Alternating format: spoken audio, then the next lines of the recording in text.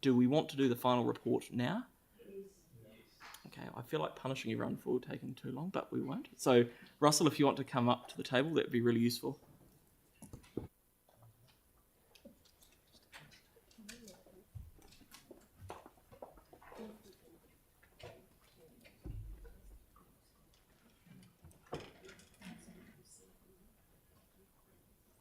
Okay, thank you, Russell, for that. Do you want to walk us through what you've got, and then we'll go to questions as well? Again, don't rush. You know, it's a comprehensive report, and it's very important that everyone understands it. So, you know, don't feel like you're obliged to speed through it. Thanks very much, Mr. Chair. Yeah, it is important, and yes, but also aware that I'm holding up lunch. It's self-inflicted. Right, for the finance report for March is reporting at the top level. It's reporting an operational surplus of $9.6 million, and that's and the forecast is $400,000 at the end of June. You'll note that's a slight improvement than where we were last month rather. Just a slight improvement, and I will make the comment that you know, with an operational budget of $675 million, it doesn't take much to sort of move that around. But at this stage, we're looking at a $400,000 surplus. So what has been driving that? As in previous months, I reported higher interest revenues coming through. That's because of the increase in rates. So the offset to that is we're paying slightly more in our borrowing costs. Higher subvention receipts, $2.3 million, and that has come through in March. Rate revenues, so that's the growth of rate. When we've had discussions about that during the draft annual plan process, so our growth was higher than anticipated. So that's about $2 million coming through there.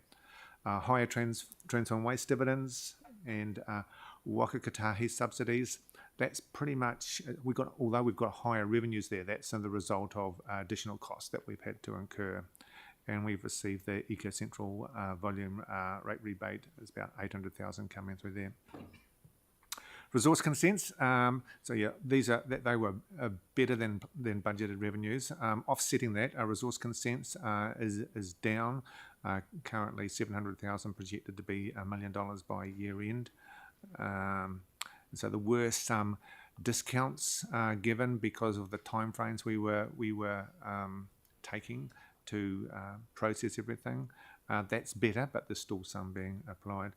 And lower Burwood landfill revenues of almost or $1.2 million.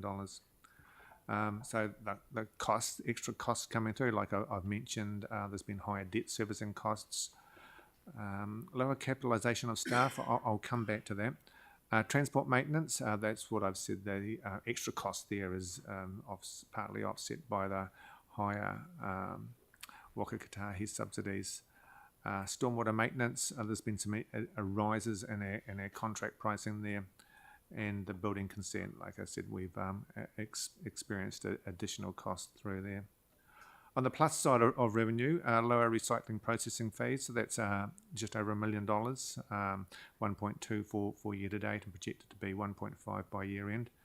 And grants and levies, we are behind budget spending that at this point, $2.6 million, but that's just really pretty much a timing, so it will be about $900,000 sitting, projected to be by year end.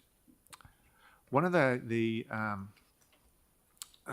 challenges that we faced this year, and it's just a couple of words in here, but it probably warrants I guess clearer narrative, and that's around staffing costs that aren't capitalised, or the challenges that we faced in that space. So when we set the budget for the capital works, and that's across, that's mainly this is sitting in digital, but it can be elsewhere, is elsewhere as well. So we budget on how much a person will, how many years, so there's 2,000 hours in a year that they're working. How much of that time will be productive? And so therefore we set the charge out rate based on to cover those hours, the non-productive hours that they would have, and all the other holding costs that we'd have for a person sitting in the desk to, while they're sitting there. So we budget for that. what we found particularly in the digital space, that staff leave has been 2.5 times that which we would normally expect. So that means when people are away on leave, they're not working. Okay, but the impact on that means that the recoveries that we budgeted on the hourly rate aren't being materialised. Okay, so those costs aren't being fully recovered. So that's the additional cost sitting in there. So I'm sorry for the long-winded explanation, but that's what that term is referring to. Yeah. The capital report, Andrew has just outlined. We're sitting at about $551 million is the forecast, so we're slightly ahead of that. $573 million is ahead, so we're ahead of budget by $21.6 million. That's the forecast. That's in two parts. So we have the core program, which is about $79.5 million below budget, but Te Kaha and Parakuri are ahead of budget, so it's sort of offsetting that, but overall we're about $21 million below expectations where we're sitting. Treasury, so there's just the report outlines that everything is sitting within compliance, so that's just outlining that. We've made some change to the way debtors, so this is section 9, sorry. We've made some changes to the way debtors are reported. So you'll see there the graph, and I guess the important thing to focus on that is that whilst the total is jumped up, that's pretty much the timing of the claim, Te Kaha, going through that coming through.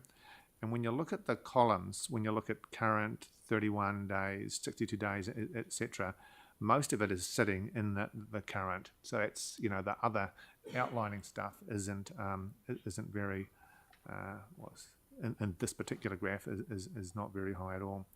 But in saying that, I guess just the process around the debt collection, what we do in that. So our preference is that if folk are having difficulty in paying, that they contact us, and we work out a plan to help them with that. So we'll send out reminder notices if they're behind a month, and the following month we'll send out another reminder. Where we have credit limits in place, so a debtor can't go beyond a certain limit, then we'll put stops on trading. That's probably more in the landfill space where we have that, so we won't take any more, and that's quite a motivation to get the accounts paid. Where we the debt starts to get a bit longer than that, then we will we'll give them a call just to see what's going on, and then if that is unsuccessful, we'll have a chat with our legal or our debt collecting agent. And so at that stage, if they haven't already, then they'll be put on a payment plan, which is to ensure that the debt, current and future, will be paid. Yeah. So the outcome, like I say, what we're trying to achieve is that all debts are paid on time, and if we can help that with folk coming to difficulties, then we will certainly do so. So I'm happy to take any questions, Mr. Chair, on any of that. Thank you. That's a really useful explanation. Does anyone have any questions on Yanni? Can we just, not today, but can we get briefed on the CWTP insurance claim at some stage? It's listed in here. Yeah, so Leah, do you want to... For those of us who aren't on the insurance subcommittee, it would be good just to get a sense of where we're going forward. Yeah, at the appropriate time we will. That process of that was changed in regards to terms of reference to the insurance subcommittee. They met last Friday, and we will come back to the council when we have got a position to come forward with. Right, cool. Okay, thank you. Great. Any other questions? No, that's a sign of a comprehensive report. Or lunch. Or lunch, hungry. So Jake's happy to move that, I'm sure, and Melanie's happy to second it. Any discussion? Tyler?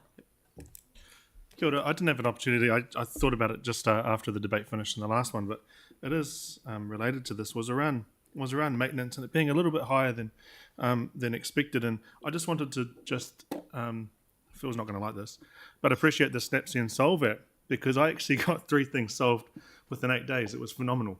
So a little bit of a plug for Snapsy and Solve. So thank you very much for the quick maintenance. And they love Rickerton for some reason. So it's just a little plug for the app. How good. No, it was great. Sorry, Phil.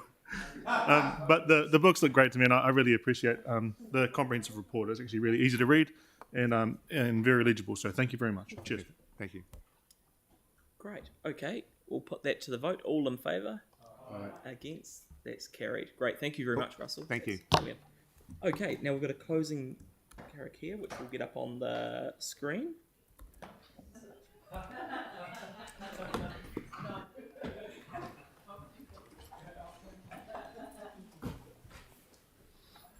All right. Te tapu, kia wātea ai te ara, kia tūriki whakataha ai, kia tūriki whakataha ai, haumie uie tāhiki. Excellent. Thank you all very much. And yeah, thank you, Stephen, for your last council meeting.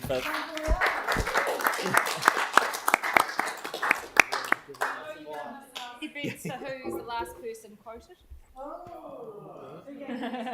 This is the opportunity to say something absolutely outrageous. I already did, Jack.